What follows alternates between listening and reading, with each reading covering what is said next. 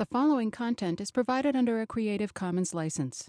Your support will help MIT OpenCourseware continue to offer high-quality educational resources for free. To make a donation or to view additional materials from hundreds of MIT courses, visit MIT OpenCourseware at ocw.mit.edu.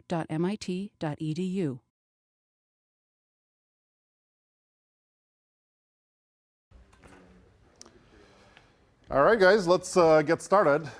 So today we're going to talk about side channel attacks, which is, well, a general class of problems that comes up in all kinds of systems. Sort of broadly, side channel attacks are situations where you haven't thought about some information that your system might be revealing. So typically you have multiple components communicating, maybe a user talking to some server, and you're thinking, great, I know exactly all the bits going over some wire between the user and the server, and those are secure, but it's often easy to miss some information revealed either by the user or by the server. So the example that the paper for today talks about is a situation where the timing of the messages between the user and the server reveals some additional information that you wouldn't have otherwise learned by just observing the bits flowing between these two guys. But in fact, there's sort of a much broader class of side channels you might worry about. Originally, side channels showed up, or sort of people discovered them in the 40s when they discovered that when you started typing characters on a teletype, the electronics or the electrical machinery in the teletype would emit RF radiation, and you could sort of hook up an oscilloscope nearby and just watch the characters being typed out by sort of monitoring the frequency, RF frequency sort of going out of this machine, right? So RF radiation is a sort of classic example of a side channel that you might worry about. And there's sort of lots of examples, lots of other examples that people have looked at, sort of almost anything, right? So power usage is another kind of side channel you might worry about. So your computer is probably going to use different amounts of power depending on what exactly it's computing. And there's been sort of other clever examples. So sound turns out to also leak stuff. There's a cute paper that you can look at that people sort of listen to a printer, and based on the sound the printer is making, you can sort of tell what characters it's printing. This is especially easy to do for dot matrix printers that make this very annoying sound when they're printing. Sort of, in general, it's a sort of good thing to think about. Kevin, on Monday's lecture, also mentioned some interesting side channels that he's run into in his research. But in particular, here we're going to look at the specific side channel that David Brumley and Dan Bonnet looked at in their paper, I guess about 10 years ago now, where they're able to extract a cryptographic key out of a web server running Apache by measuring the timing of different responses to different input packets from the sort of an adversarial client. And in this particular case, they're sort of going after a cryptographic key. And in fact, many side channel attacks target cryptographic keys, partly because it's a little bit tricky to get lots of data through a side channel. And cryptographic keys are one situation where getting even a small number of bits helps you a lot. So in their attack, they're able to extract maybe about 256 bits or so. And just from those 200-ish bits, they're able to break the cryptographic key of this web server. Whereas if you're trying to leak some database full of social security numbers, then that'll be a lot of bits you have to leak to get a lot of data out of this database. So that's why many of these side channels, if you'll sort of see them later on, they often focus on getting small secrets out. Might be cryptographic keys or passwords. But in general, this is applicable to lots of other situations as well. And one sort of cool thing about this paper, before we sort of jump into the details, is that they show that you can actually do this over the network. So as you probably figured out reading this paper, they have to do a lot of careful work to tease out these minute differences in timing information. So if you actually compute out the numbers from this paper, it turns out that each request that they send to the server differs from potentially another request by an order of 1 to 2 microseconds, which is pretty tiny. So you have to sort of be quite careful, and over a network, it might be hard to tell whether some server took 1 or 2 microseconds longer to process your request or not. And as a result, it was not so clear for a while whether you could mount this kind of attack over a very noisy network. And these guys were one of the first people to show that you can actually do this over a real Ethernet network with a server sitting in one place, a client sitting somewhere else. And you could actually measure these differences, partly by averaging, partly through other tricks. All right, does that make sense? So overall side channel stuff. All right, so the plan for the rest of this lecture is we'll first dive into the details of this RSA crypto system that these guys use. And we'll not look at exactly why it's secure or not, but we'll look at how do you implement it, because that turns out to be critical for exploiting this particular side channel. They carefully leverage various details of the implementation to figure out when are some things faster or slower. And then we'll sort of pop back out once we understand how RSA is implemented. Then we'll come back and figure out how do you attack it? How do you attack all these different optimizations that RSA has? Sounds good? All right. So I guess let's start out by looking at the high-level plan for RSA. So RSA is a pretty widely used public key crypto system. We sort of mentioned these guys a couple of weeks ago in general, in certificates, in the context of certificates. But now we're going to look at actually how it works. So typically, there's three things you have to worry about. So there's generating a key, encrypting, and decrypting. So for RSA, the way you generate a key is you actually pick two large prime integers. So you're going to pick two primes, P and Q. And in the paper, these guys focus on P and Q, which are about 512 bits each. So this is typically called 1024-bit RSA because the resulting product of these primes, which we're going to use in a second, is a 1000-bit integer number. These days, that's probably not a particularly good choice for the size of your RSA key because it makes it relatively easy for attackers to factor this. Not trivial, but certainly viable. So if 10 years ago, this seemed like a potentially sensible parameter. Now, if you're actually building a system, you should probably pick a 2,000 or 3,000 or even 4,000-bit RSA key. But that's what sort of RSA key size means, is the size of these primes. And then, for convenience, we're going to talk about the number n, which is just the product of these two primes, p times q. All right, so now we know how to generate a key. Now we need to figure out, well, this is at least part of a key. Now we're going to have to figure out how we're going to encrypt and decrypt messages. And the way we're going to encrypt and decrypt messages is by exponentiating numbers modulo this number n. So it seems a little weird, but let's sort of go with it for a second. So if you want to encrypt a message, then we're going to take a message m and transform it into m to the power e mod n. So e is going to be some exponent. We'll talk about how to choose it in a second. But this is how we're going to encrypt a message. We'll just take this message as an integer number and just exponentiate it. And then we'll see why this works in a second. But let's call this guy C, ciphertext. Then to decrypt it, we're going to somehow find an interesting other exponent where you can take a ciphertext C, and if you exponentiate it to some power d mod n, then you'll magically get back the same message m.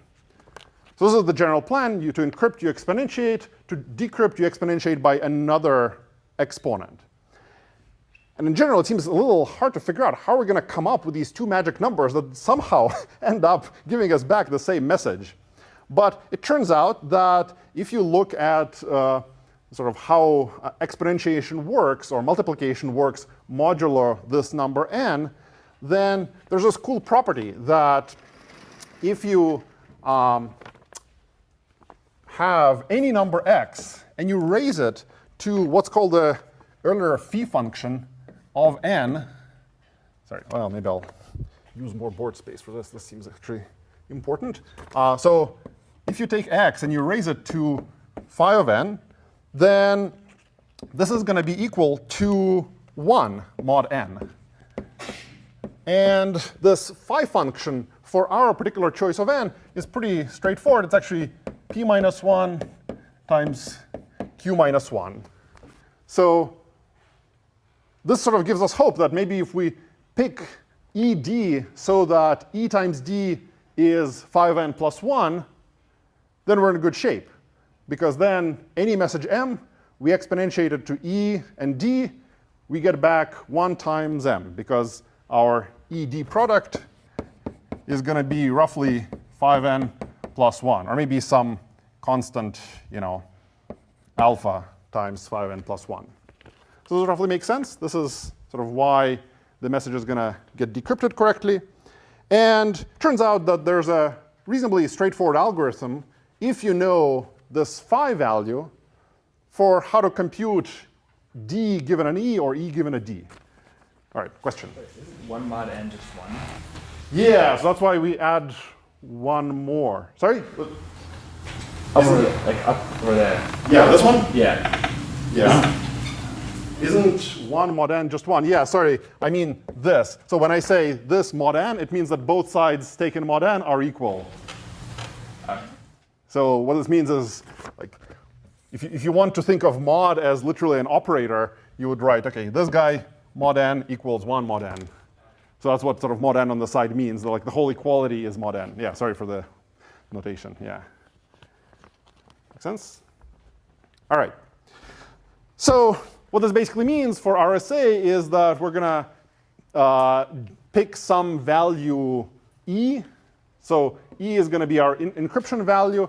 And then from E, we're going to generate D to be basically 1 over E mod phi of n. And there are some Euclidean algorithms you can use to do this computation efficiently. But in order to do this, you actually have to know this phi of n, which requires knowing the factorization of our number n into P and Q. All right, so finally, so RSA ends up being sort of a system where the public key is this number n and this encryption exponent E. So n and E are public, and D should be private.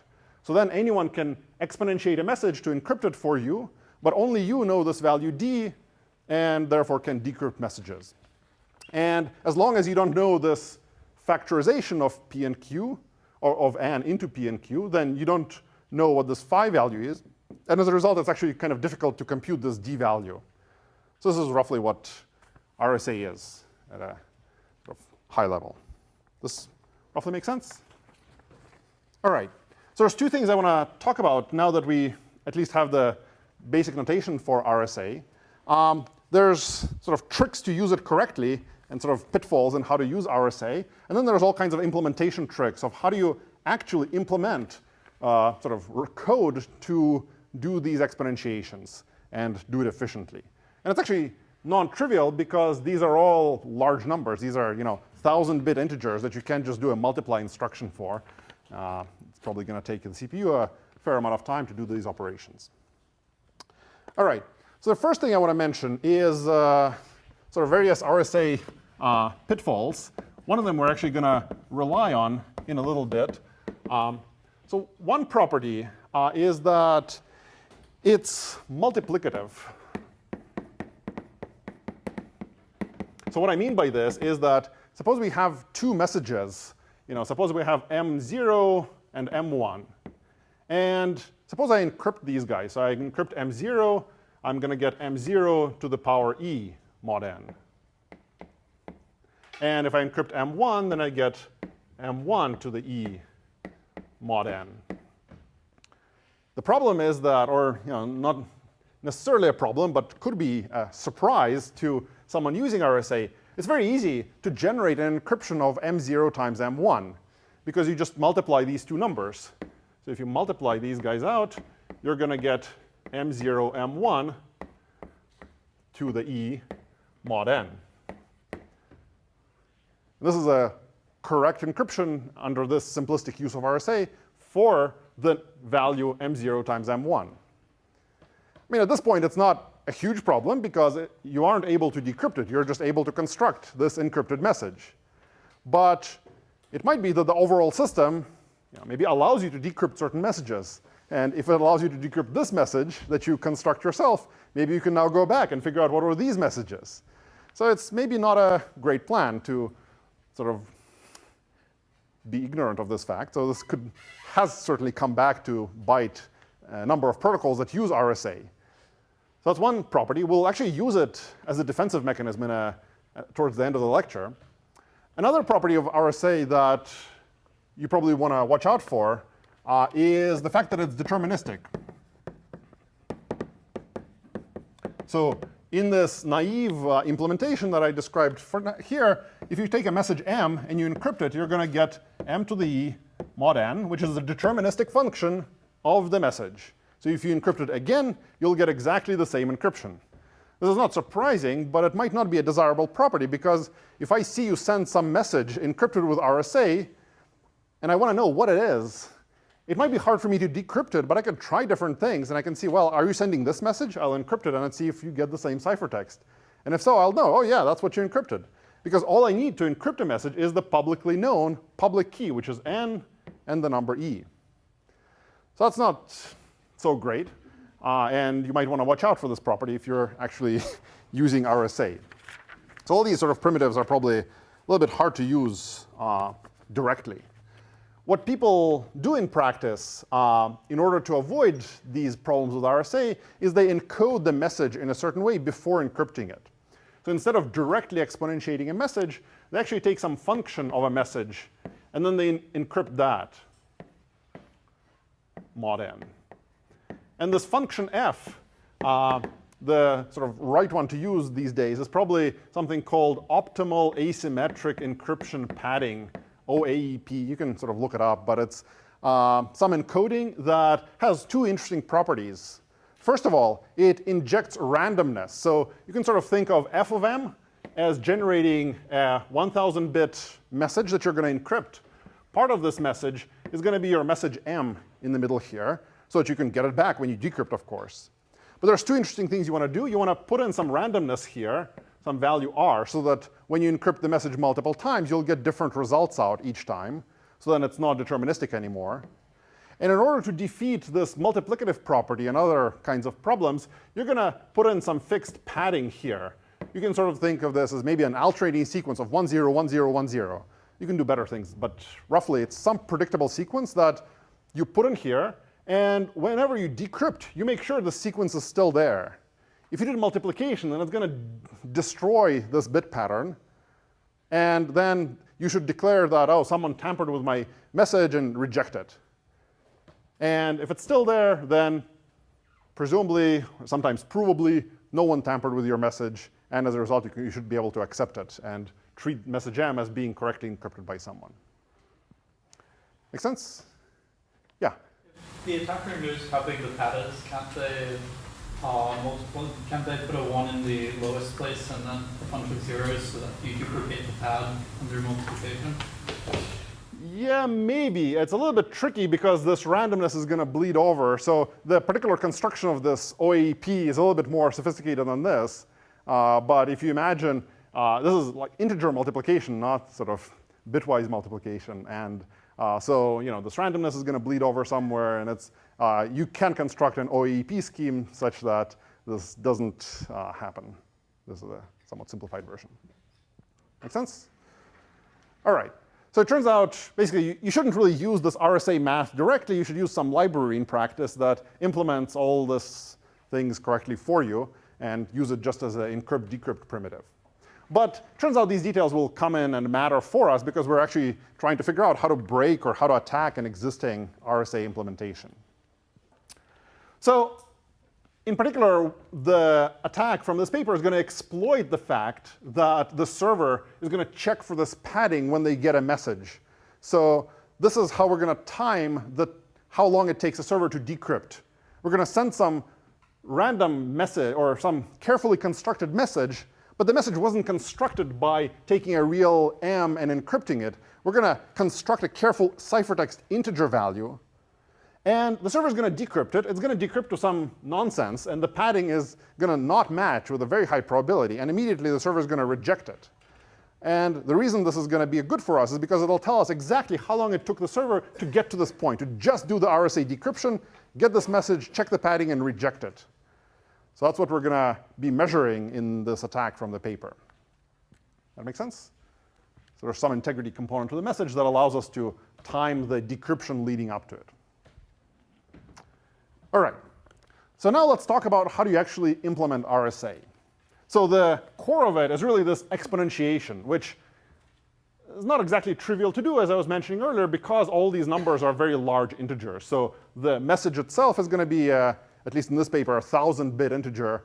And the exponent itself is also going to be pretty large. The encryption exponent is at least well known, but the decryption exponent better be also a large integer, also on the order of 1,000 bits. So if you have a 1,000-bit integer, you want to exponentiate it to another 1,000-bit integer power, modulo some other 1,000-bit integer n. That's going to be a little messy if you just do the naive thing. So almost everyone has lots of optimizations in their RSA implementations to make this go a little bit faster.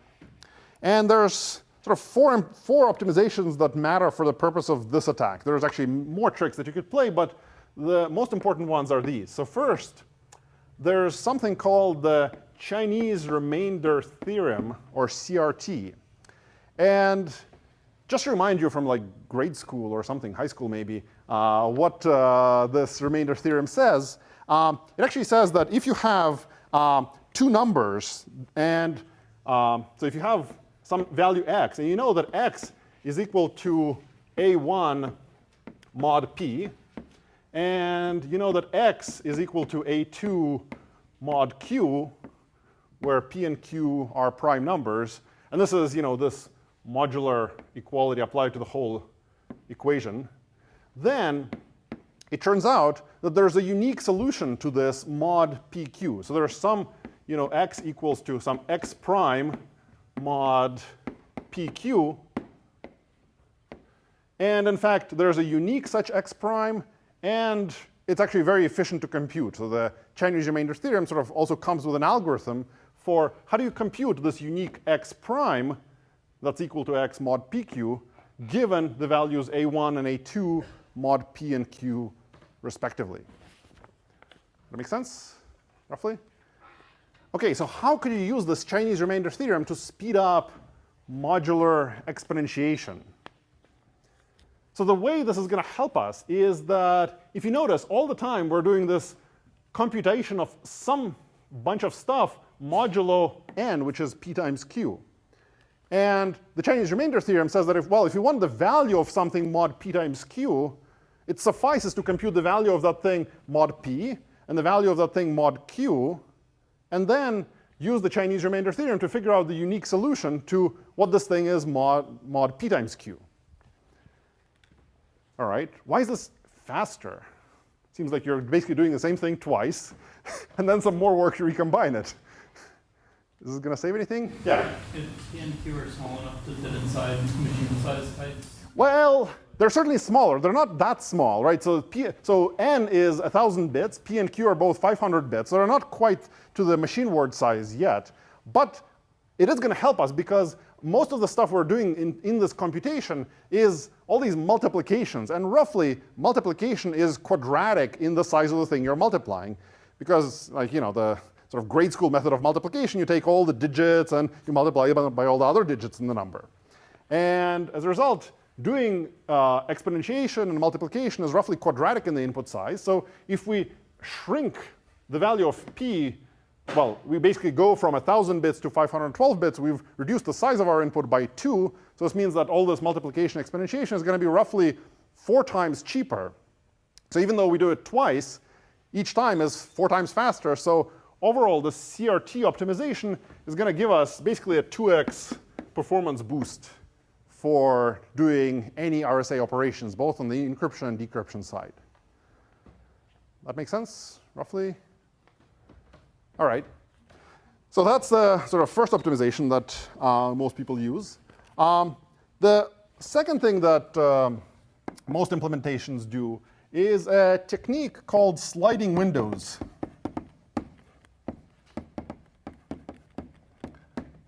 And we'll sort of look at this optimization in 2 steps. So this optimization is going to be concerned with what basic operations are going to perform to do this exponentiation.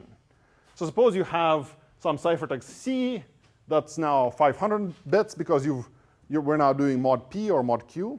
So we have that 500-bit C, and similarly, roughly a 500-bit D as well. So how do we raise c to the power d? I guess the completely stupid way to do it is to take c and keep multiplying it d times. But d is very big. It's 2 to the 500. So that's never going to finish. So a more amenable or more performant plan is to do what's called repeated squaring. So that's sort of the step before sliding windows. So this technique called repeated squaring kind of looks like this. So if you want to compute c to the power 2x, then you could actually compute c to the x and then square it. So in our naive plan, computing c to the 2x would have involved us making twice as many iterations of multiplying because it's multiplying c twice as many times. But in fact, you can be clever and just compute c to the x and then square it later. So this works well, and this means that if you're computing c to some even exponent, this works. And conversely, if you're computing c to some 2x plus 1, then you can imagine this is just c to the x squared times another c. So this is what's called repeated squaring. And this now allows us to compute these exponentiations or modular exponentiations in a time that's basically linear in the size of the exponent. So for every bit in the exponent, we're going to either square something or square something and do an extra multiplication. So that's sort of the plan for repeated squaring. So now we can at least have non-embarrassing runtimes for computing modular exponents. Does this make sense? Why this is working and why it's faster? All right, so what's the sliding windows trick that the paper talks about? So this is a little bit more sophisticated than this repeated squaring business. And basically, the squaring is going to be pretty much inevitable. But what the sliding windows optimization is trying to do is reduce the overhead of multiplying by this extra c down here. So suppose if you have some number that has several 1 bits in the exponent, for every 1 bit in the exponent in the binary representation, you're going to have to do this step instead of this step. Because for every sort of odd number, you're going to have to multiply by c. So these guys would like to not multiply by this c as often. So the plan is to pre-compute different powers of c. So what we're going to do is we're going to generate a table that says, well, here's the value of c to the x, c to the 1. Here's the value of c to the 3, c to the 7, and I think in OpenSSL, it goes up to c to the 31st. So this table is going to just be pre-computed when you want to do some modular exponentiation. You're going to pre-compute all the slots in this table. And then when you want to do this exponentiation, instead of doing the repeated squaring and multiplying by this c every time, what you're basically going to do is use a different formula. It says, well, if you have c to the 32x plus some y, well, you can do c to the x. And you can do repeated squaring, very much like before. This is to get to 32. There's like 5 powers of 2 here, times c to the y. And c to the y you can get out of this table. So you can see that we're doing the same number of squarings as before here, but we don't have to multiply by c as many times. You're going to fish it out of this table and do several multiplies by c for the cost of a single multiply. This make sense? Yeah? How do you determine x and y in the first place? How do you determine y? X and y. Ah, OK. So yeah, let's look at that. So for repeated squaring, well, actually, in both cases, what you want to do is you want to look at the exponent that you're trying to use in a binary representation. So suppose I'm trying to compute the value of c to the exponent, I don't know, 1, 0, 1, 1, 0, 1, 0. And maybe there's more bits. OK, so if we want to do repeated squaring, then you look at the lowest bit here. It's 0. So what you're going to write down is this is equal to c to the 1, 0, 1, 1, 0, 1 squared. OK, so now, if only you knew this value, then you could just square it. OK, now we're going to compute this guy. So c to the 1, 0, 1, 1, 0, 1 is equal to, well, OK, so here we can't use this rule because it's not 2x. It's going to be 2 to the x plus 1. So now we're going to write, OK, this is c to the 1, 0, 1, 1, 0 squared times another c, because it's sort of this prefix times 2 plus this 1 at the end. So that's how you fish it out for repeated squaring. And for sliding window, you just grab more bits from the low end. So if you wanted to do the sliding window trick here, instead of taking one c out, suppose we do, instead of this giant table, maybe we do 3 bits at a time. So we go up to c to the 7th. So here, you would grab the first 3 bits, and that's what you would compute here, c to the 101 to the 8th power. And then the rest is c to the 101 power here. It's a little unfortunate these are the same thing, but really, there's like more bits here. But here, this is the thing that you're going to look up in the table. This is c to the 5th in decimal. And this is you're going to keep doing the sliding window to compute this value. Make sense? All right, so this just saves on how many times you have to multiply by c by pre-multiplying it a bunch of times. And the OpenSSL guys, at least 10 years ago, thought that going up to 32 power was the best plan in terms of efficiency, because there's some trade-off here, right? You spend time pre-computing a stable, but then if the stable is too giant, you're not going to use some entries, because if you run the stable out to, I don't know, c to the 128, but you're computing just like 512-bit exponents, maybe you're not going to use all these entries, so it's going to be a waste of time. Question? Other than timing side channels, is there a reason not to compute the table lazily? So you allocate enough memory for 128 entries, and then you just fill them in whenever you end up needing them? It ends up being the case that you don't want, well, there's 2 things going on. One is that you'll have now code to check whether the entry is filled in or not, and that'll probably reduce your branch predictor accuracy on the CPU, so it'll run slower in the common case, because you keep having to check whether the entry is there. The other slightly annoying thing is it turns out this entry leaks stuff through a different side channel, namely cache access patterns. So if you have some other process on the same CPU, you can sort of see which cache addresses are getting evicted out of the cache or are slower because someone accessed this entry or this entry. And the bigger this table gets, the easier it is to tell what the exponent bits were. Like in the limit, this table is gigantic, and just being able to tell which cache address on a CPU had a miss tells you that the encryption process must have accessed that entry in the table, and tells you that, oh, that long bit sequence appears somewhere in your secret key exponent. So I guess the answer is, mathematically, you could totally fill this in on demand. In practice, you probably don't want it to be that giant. And also, if it's particularly giant, then you're not going to be able to reuse entries as efficiently as well. You can sort of reuse these entries as you're computing it, right? It's not actually that expensive, because you use c to the cubed when you're computing c to the 7th, and so on and so forth. So it's not that bad. Make sense? Other questions? All right. So this is the sort of repeated squaring and sliding window optimization that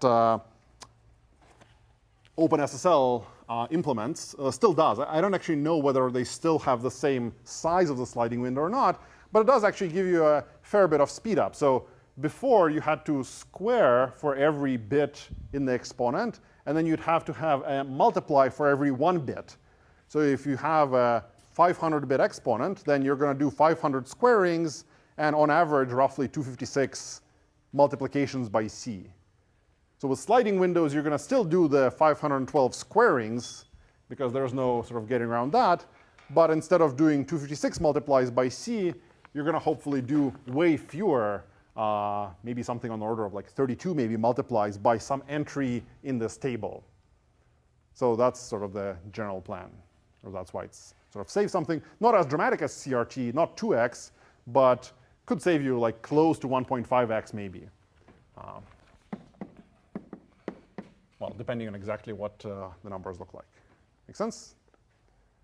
Other questions about this? All right. So these are the sort of relatively easier optimizations. And then there's two sort of clever tricks playing with numbers for how to do just a multiplication more efficiently.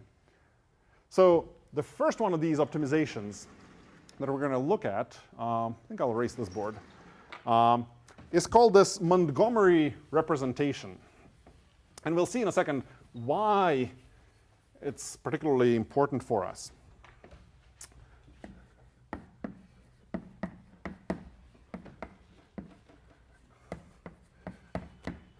So the problem that this Montgomery representation optimization is trying to solve for us is the fact that every time we do a multiply, we get a number that keeps growing and growing and growing. In particular, both or in sliding windows or in repeated squaring, actually, when you square, you do multiply two numbers together. When you multiply by c to the y, you multiply two numbers together. And the problem is that if the inputs to the multiplication were, let's say, 512 bits each, then the result of the multiplication is going to be 1,000 bits. And then you take this 1,000-bit result and you multiply it again by something like 512 bits. Now it's 1,500 bits, 2,000 bits, 2,500 bits, and it keeps growing and growing.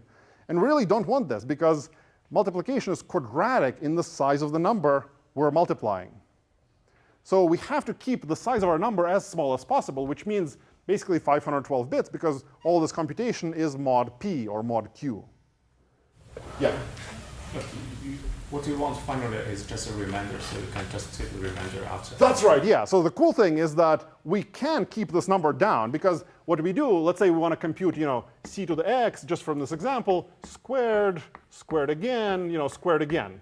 So what you could do is you compute c to the x, then you take it mod p, let's say, right? Then you square it, then you do mod p again. Then you square it again, and then you do mod p again, and so on. So this is basically what you're proposing. So this is great. And in fact, it keeps the size of our numbers to basically 512 bits, which is as small as we could get. This is good in terms of keeping down the size of these numbers for multiplication, but it's actually kind of expensive to do with this mod p operation. Because the way that you do mod p something is you basically have to do division. And division is way worse than multiplication.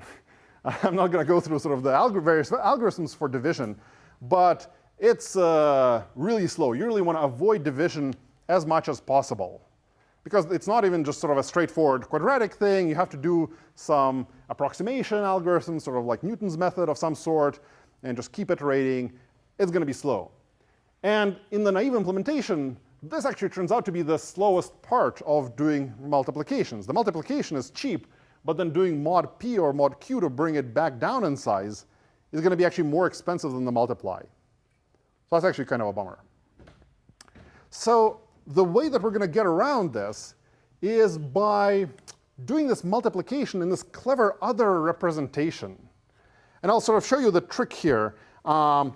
Let's see, bear with me for a second, and then we'll sort of at the end see why it's actually so fast to use this Montgomery trick. And the basic idea is to represent numbers. So these are like regular numbers that you might actually want to multiply. And we're going to have a different representation for these numbers called the Montgomery representation. And the representation is actually very easy. We just take the value a and we multiply it by some magic value r. I'll tell you what this r is in a second, but let's first figure out if we picked some arbitrary value r, what's going to happen here. So we take two numbers, a and b. Their Montgomery representations are, sort of expectedly. A is AR, B is BR. And if we want to compute the product of A times B, well, in Montgomery space, you can also multiply these guys out.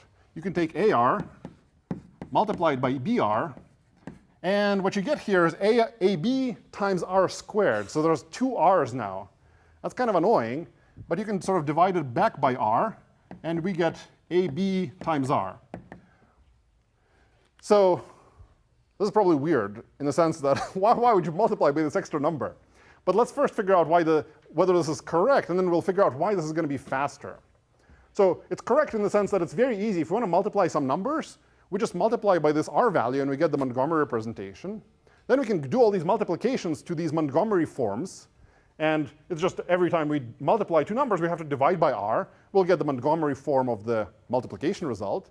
And then when we're done doing all of our squarings, multiplication, all this stuff, we're going to move back to the normal, regular form by just dividing by r one last time.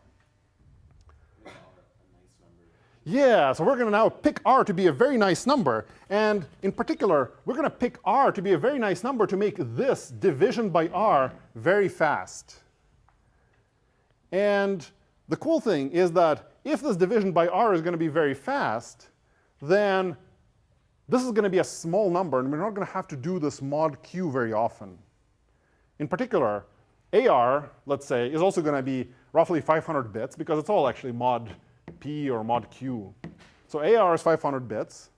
BR is going to be also 500 bits. So this product is going to be 1,000 bits. This R is going to be this nice 500 roughly bit number, same size as P. And if we can make this division to be fast, then the result is going to be roughly a 500-bit number here. So we were able to do the multiply without having to do an extra divide. Dividing by r cheaply gives us this small result, getting us out of doing a mod p for most situations. OK, so what is this weird number that I keep talking about? Well, r is just going to be 2 to 512. So it's going to be like 1 followed by a ton of zeros. So multiplying by it is easy. You just append a bunch of zeros to a number. Dividing, could be easy if the low bits of the result are all zeros. Right? So if you have a value that's a bunch of bits followed by 512 zeros, then dividing by 2 to the 512 is cheap. You just discard the zeros on the right-hand side. And that's actually a correct division. Does that make sense? So a slight problem is that we actually don't have the zeros on the right-hand side when we do this multiplication. We're going to get, these are like real 512-bit numbers with all the 512 bits used. So this will be a 1,000-bit number with all the bits also sort of set to randomly 0 or 1, depending on what's going on. So we can't just discard the low bits. But the cleverness comes from the fact that the only thing we care about is the value of this thing mod p. So we can always add multiples of p to this value without changing what it's equivalent to mod p. And as a result, we can add multiples of p to get the low bits to be all zeros. So let's look through some simple examples. I'm not going to write out 512 bits on the board, but suppose that here's a sort of a short example. Suppose that we have a situation where our value r is 2 to the 4th. So it's 1 followed by 4 zeros. So this is a much smaller example than the real thing, but let's see actually how this Montgomery division is going to work out. So suppose we're going to try to compute stuff mod q, where q, let's say, is maybe 7. So this is 1, 1, 1 in binary form. And what we're going to try to do is maybe we did some multiplication, and this value AR times BR is equal to this binary representation 1, 1, 0, 1, 0. So this is going to be sort of the value of AR times BR. How do we divide it by R? So clearly, the low 4 bits aren't all 0, so we can't just divide it out. But we can add multiples of q. In particular, we can add 2 times q. So 2q is equal to 1, 1, 1, 0. And now what we get is 0, 0, carry a 1, 0, carry a 1, 1, carry a 1, 0, 1. Hope I did that right.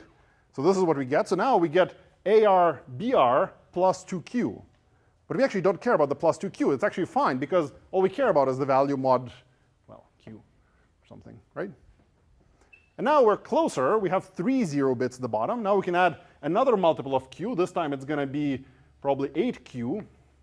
So we add 1, 1, 1 here, 0, 0. And if we add it, we're going to get, let's say, 0, 0, 0 at the end.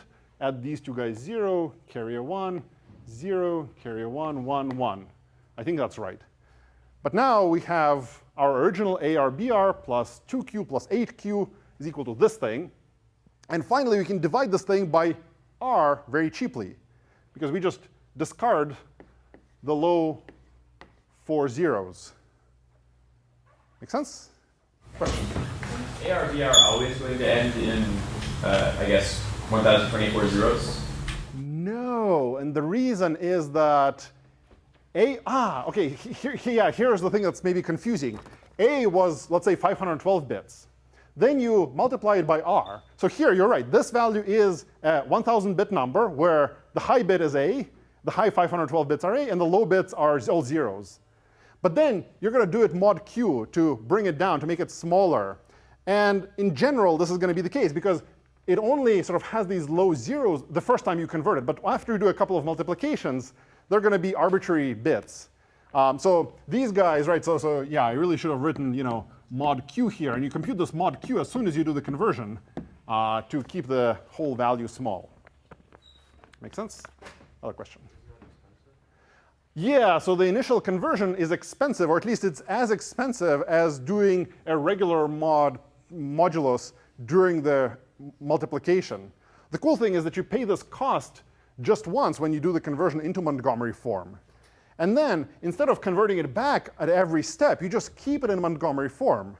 So remember that in order to do an exponentiation to an exponent which has 500 bits, we were saying we're going to have to do, over 500 multiplications, because we have to do at least 500 squarings plus then some.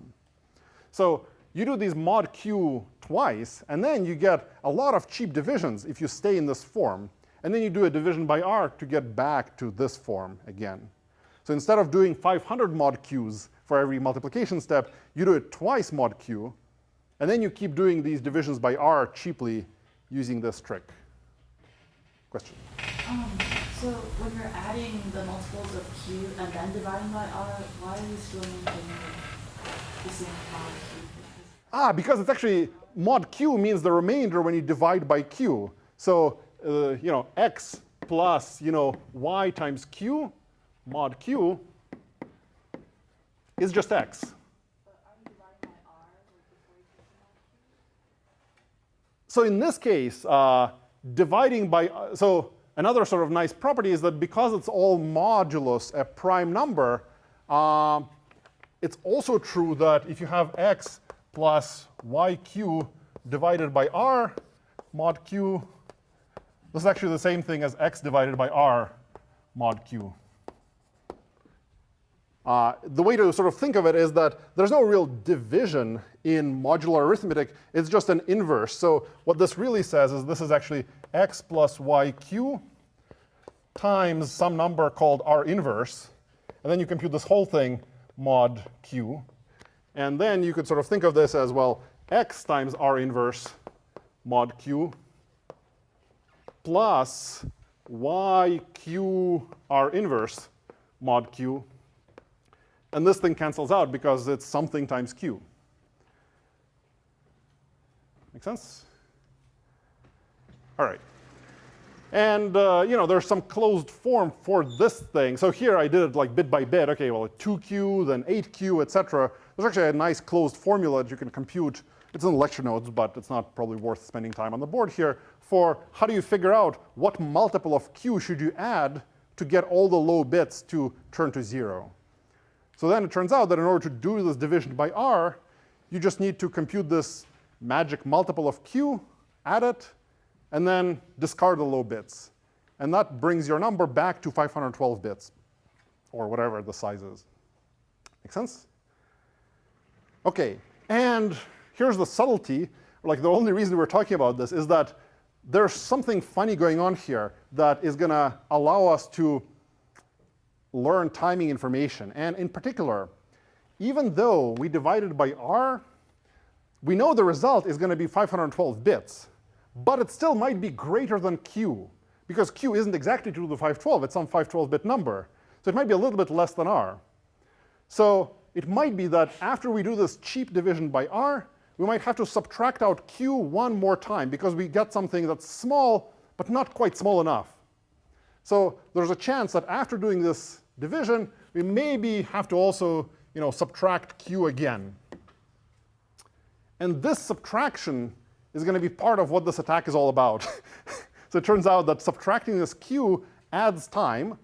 And someone figured out, not these guys, but some previous work, actually showed that this probability of doing this thing, this is called an extra reduction.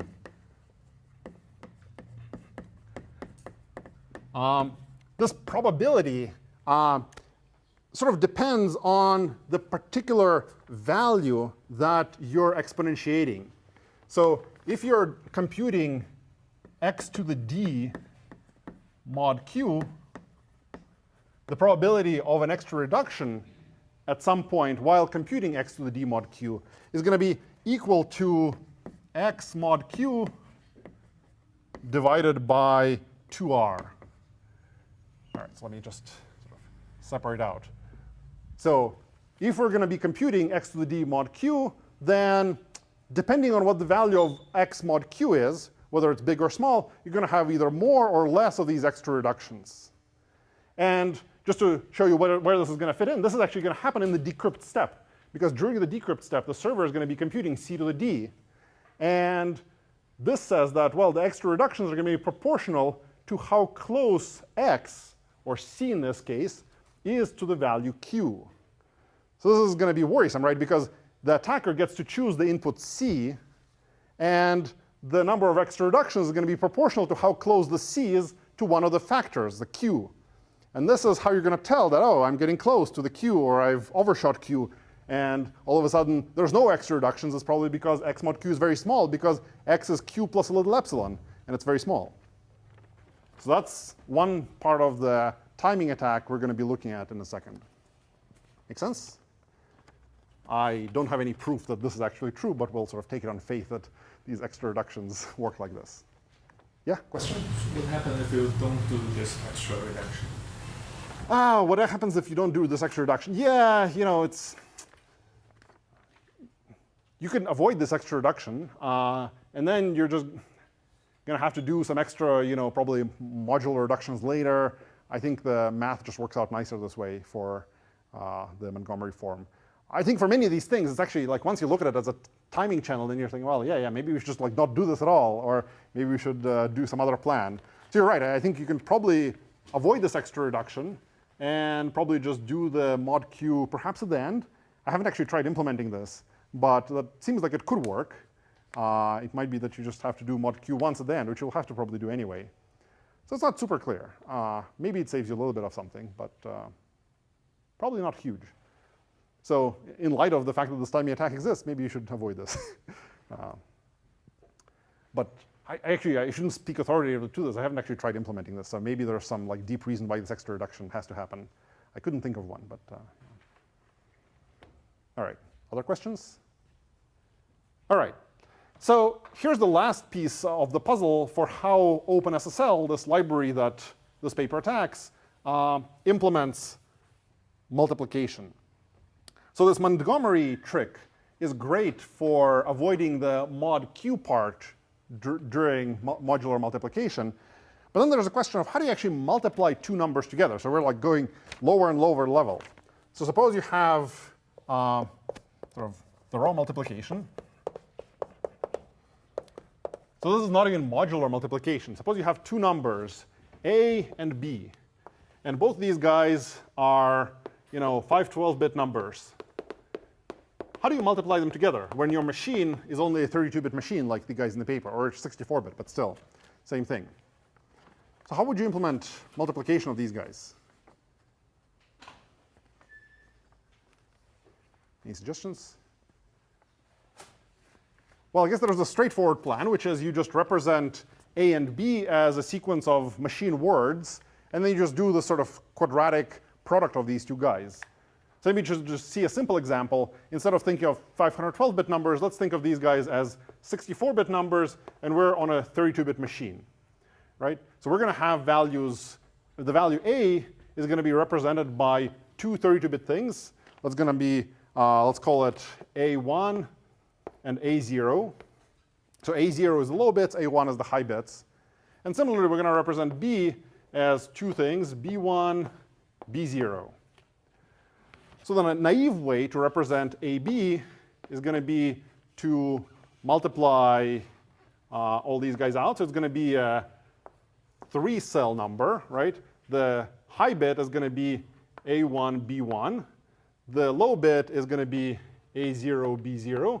And the middle word is going to be A1, B0 plus A0, B1.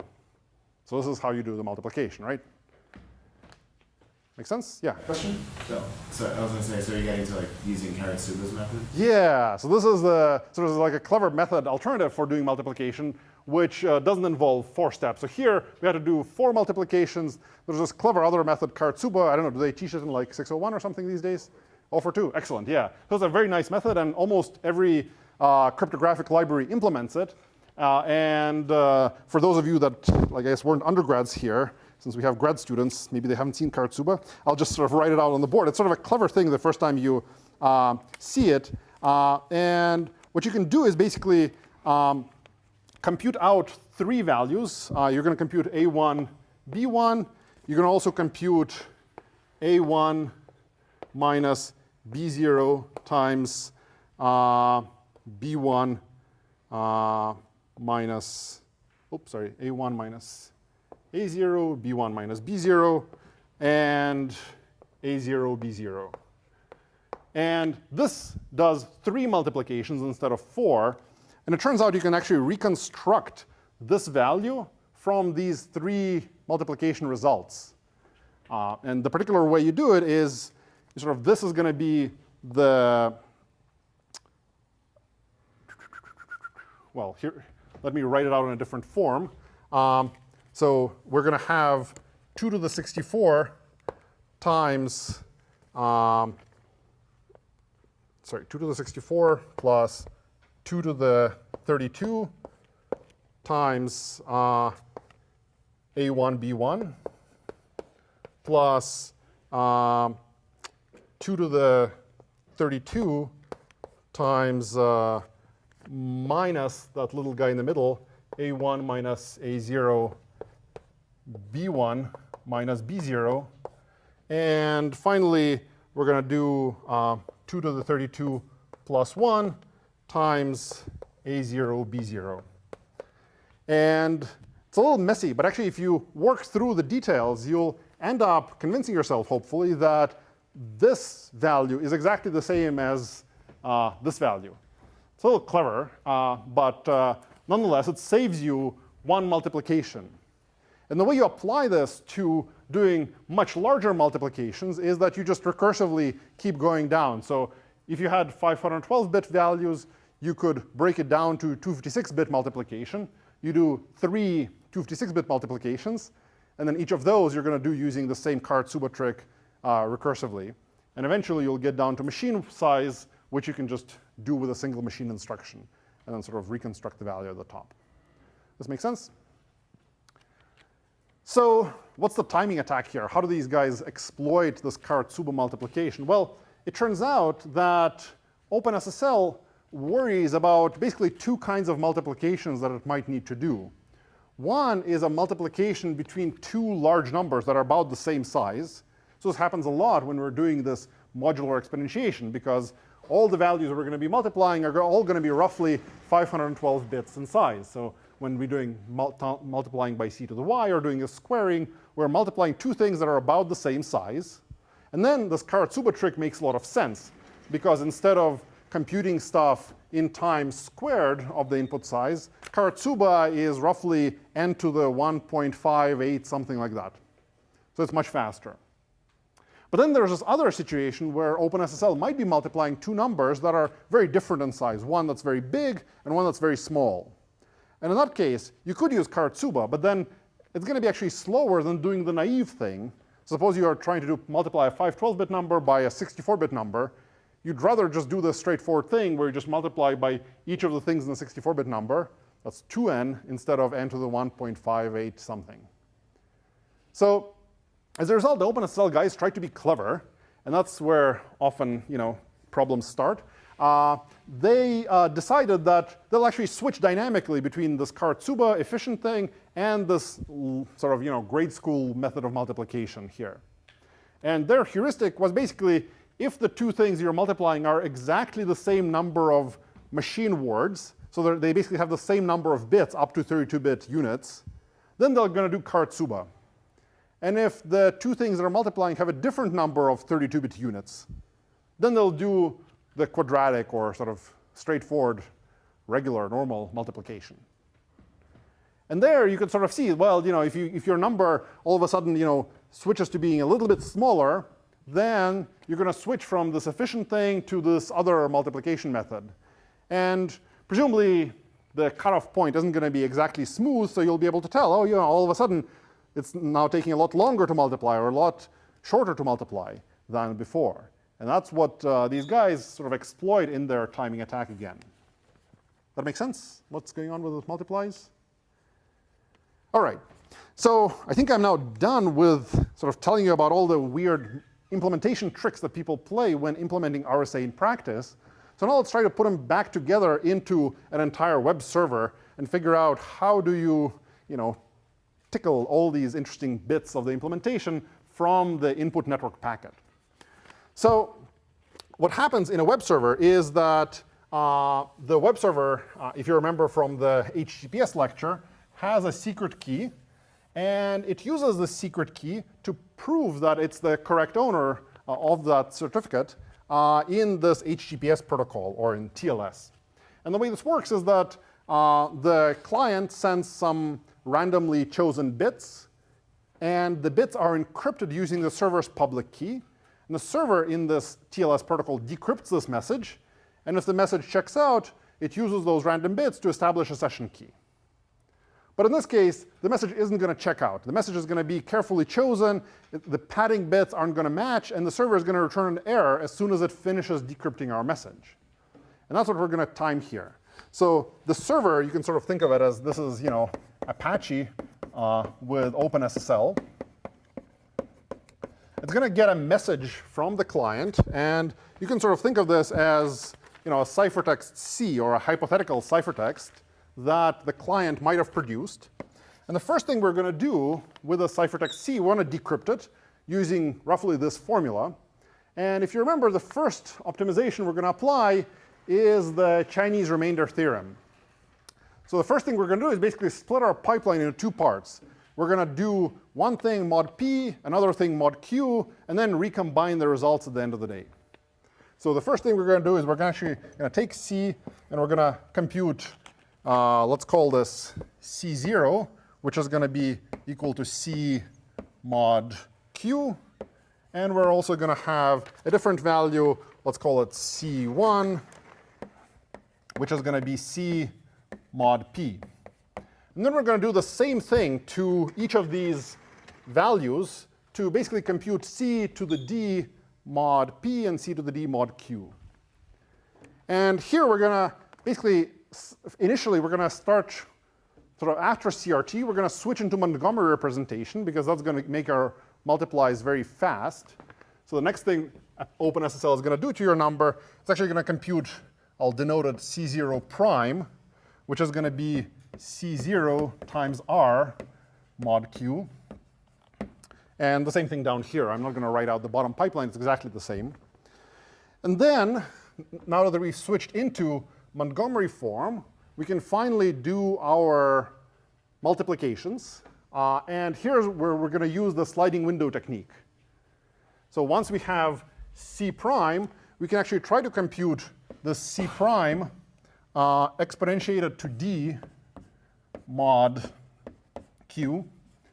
And here, as we're computing this value to the D, we're going to be using sliding windows. So here, we're going to do sliding windows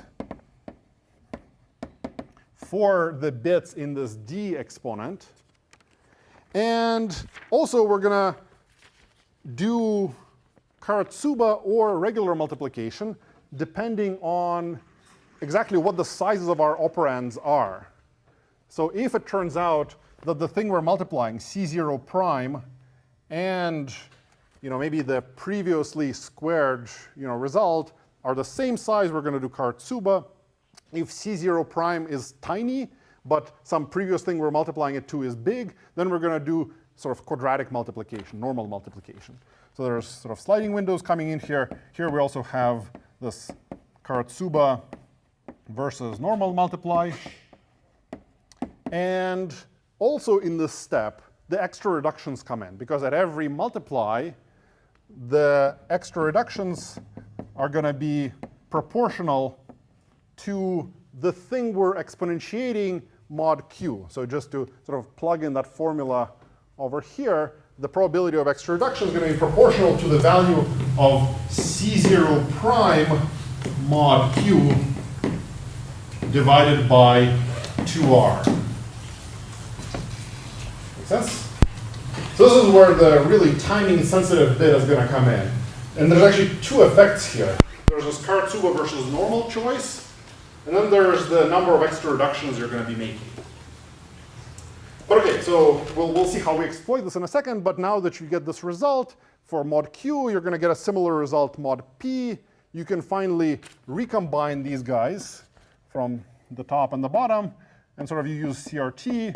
And what you get out from CRT is actually, sorry, I guess we need to first convert it back down into non-Montgomery form.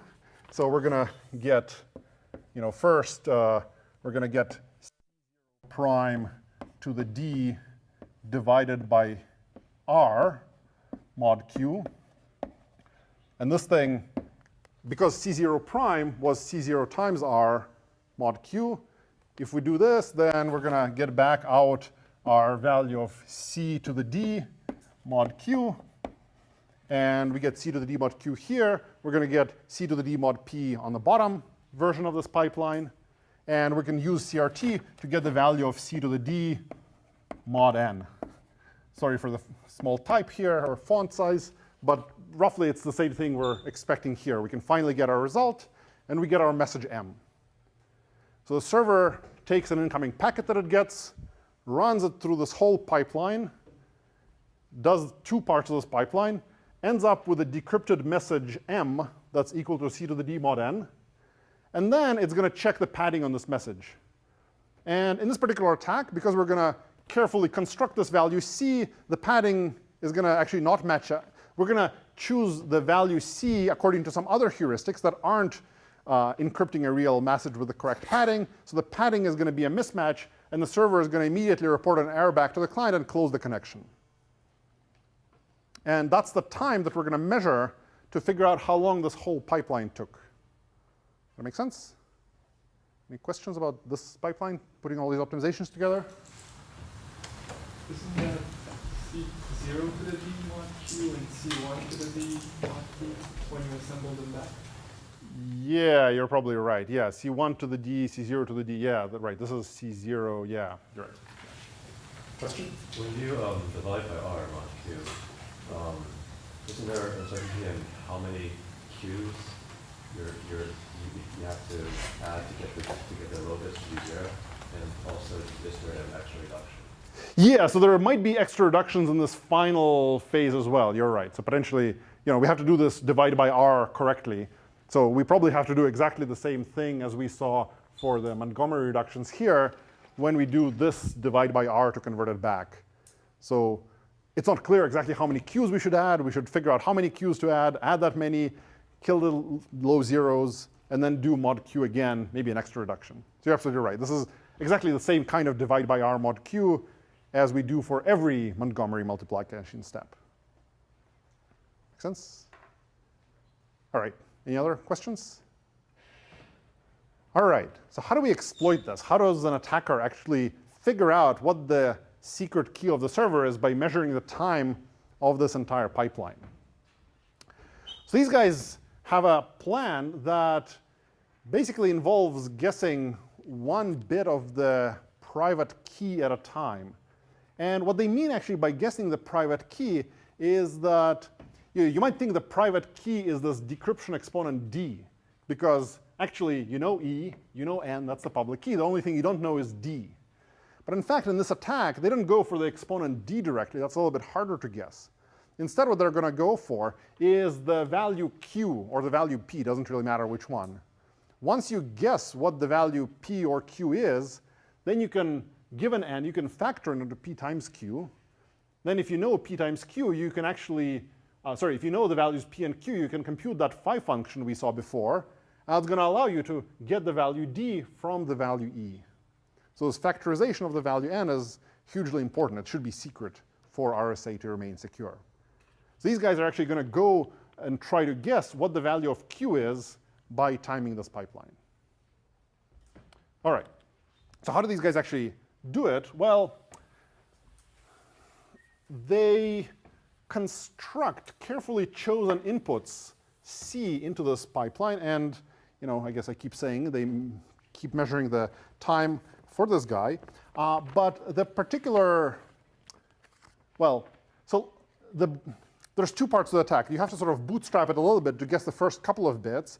And then once you have the first couple of bits, you can sort of guess the next bit. So let me not say exactly how they guess the first couple of bits, because it's actually much more interesting to see how they guess the next bit. And then we'll come back if we have time to look at how do they guess the first couple of bits. They say it in the paper. But basically, suppose you have a guess g about what the bits are of this value q. So you know that q has some bits, g0, g1, g2, etc. And actually, I guess these are not even g's. These are the real q bits. So let me sort of write it as that. So you know that q bit 0, q bit 1, q bit 2. These are the highest bits of q. And then you're trying to guess lower and lower bits. So suppose you know the value of q up to bit j. And from that point on, your guess is actually all zeros. You have no idea what the other bits are.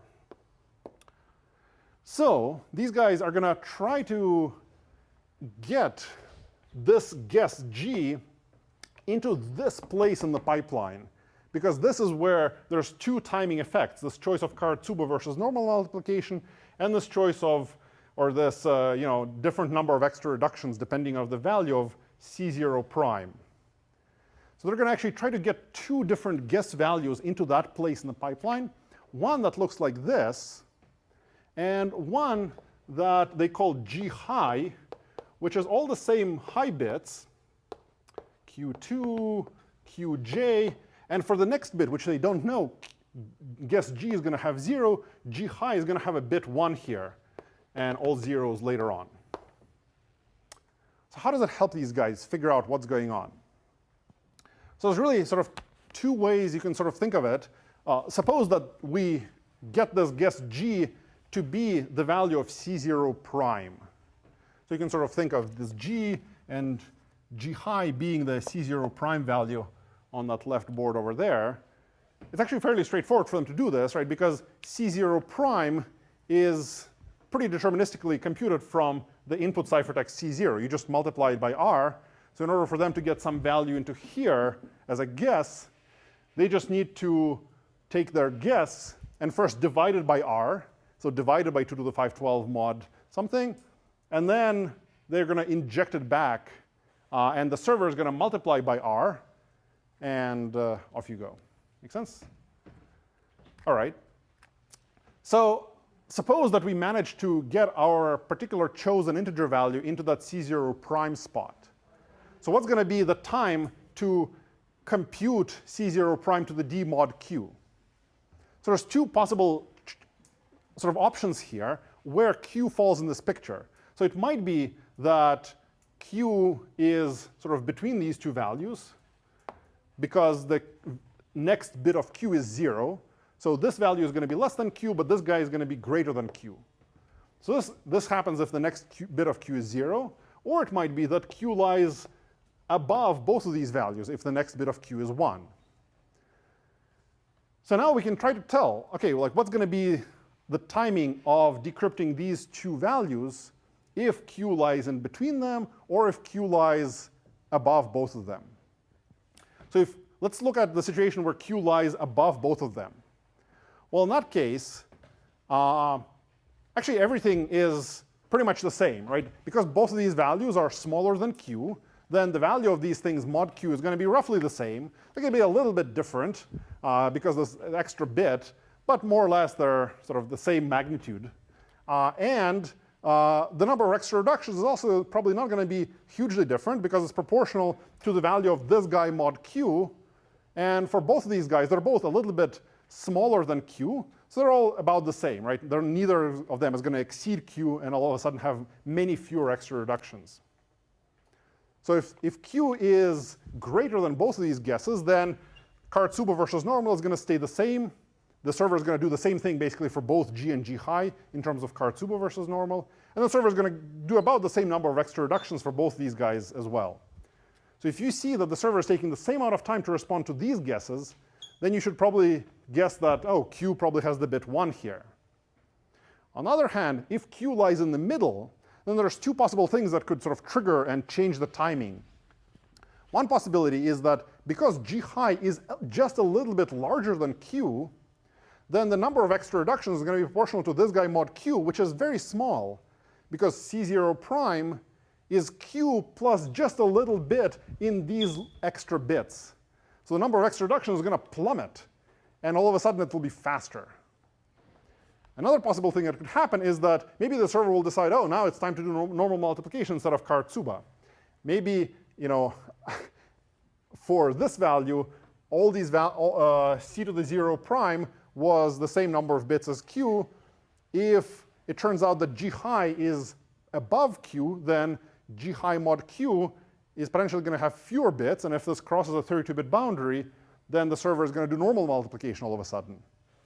So that's going to be sort of in the other direction. So if you cross over, then normal multiplication kicks in, and things get a lot slower because normal multiplication is quadratic instead of nicer, faster Karatsuba. Question? Do you apply the number of extra reductions? Yeah, because the number of extra reductions is proportional to, from above there to C0 prime mod Q. So if C0 prime, which is this value, is just a little over Q, then this is tiny. As opposed to this guy, it's basically the same as Q, or all the high bits are the same as Q. And then it's big. So then there'll be this difference that you can try to measure. So there's this one interesting thing, actually a couple of interesting things. These effects actually work in different directions, right? So if you hit a 32-bit boundary and Karatsuba versus normal switches, then all of a sudden it takes much longer to decrypt this message. On the other hand, if it's not a 32-bit boundary, maybe this effect will sort of tell you what's going on. So you have to actually watch for different effects. So if you're not guessing a bit that's a multiple of 32 bits, then you should probably expect the time to drop because of extra reductions. On the other hand, if you're trying to guess a bit that's a multiple of 32, then maybe you should be expecting for it to jump a lot, or maybe drop if it's already normal. So I guess what these guys look at in the paper is they say actually it doesn't really matter whether there's a jump up or a jump down in time. You should just expect if the next bit of Q is 1, you should expect these things to take almost the same amount of time. And if the next bit of Q is 0, then you should expect these guys to have a noticeable difference, even if it's big or small, even if it's positive or negative. So they actually sort of measure this, and it turns out to actually work pretty well. They have to do actually two interesting tricks to make this work out. If you remember, the timing difference was tiny. It's an order of 1 to 2 microseconds. So it's going to be hard to measure this over a network, over an Ethernet switch, for example. So what these do is they actually do two kinds of measurement, two kinds of averaging. So for each guess that they send, they actually send it several times. And in the paper, they say they send it like 7 times or something. So what kind of noise do you think this helps them with if they just like resend the same guess over and over? Yeah? Helps them with the jitter that there might be in the latency. Yeah, so if the network keeps adding different latency, you just try the same thing many times. The thing at the server should be taking exactly the same amount of time every time, and just average out the network noise.